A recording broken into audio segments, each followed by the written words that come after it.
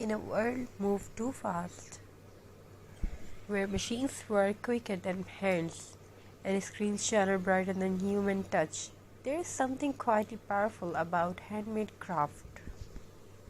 Today's craft is not just about decoration. It's not just about decoration. It is about patience, about memories, and about turning simple, forgotten things into something meaningful. I still remember how this craft began, not in a big studio, not with expensive tools, but with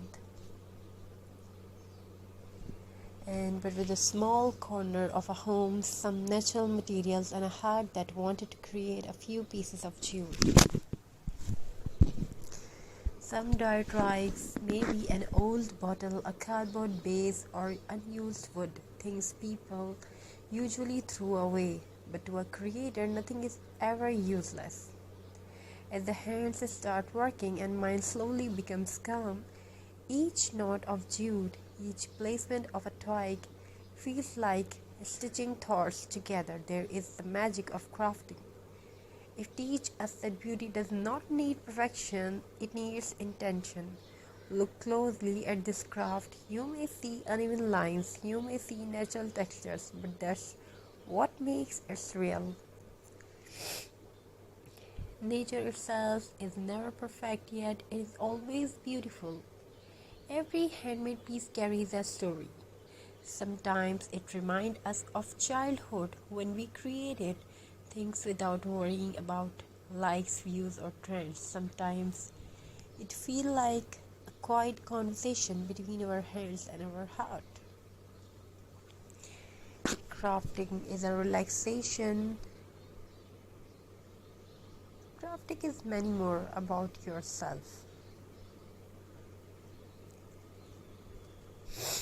Hope you're enjoying this video. We are trying to show you beautiful crafty ideas, either it's twig with jute, wall hanging, home decor. So let's tell a story about it. Once in a quiet home filled with the sunlight and silence, there lived a pair of hands that loved to create. They were not famous hands, they did not belong to an artist known by the world, but they carried something very patience. Every morning these hands would gather simple things, a piece of jute, a fallen twig, an empty bottle, something broken, something forgotten, things others no longer needed. But to these hands, nothing was ever useless. Crafting began slowly, not with a plan, not with perfection, but with the feelings of wanting to turn silence into beauty. At the hands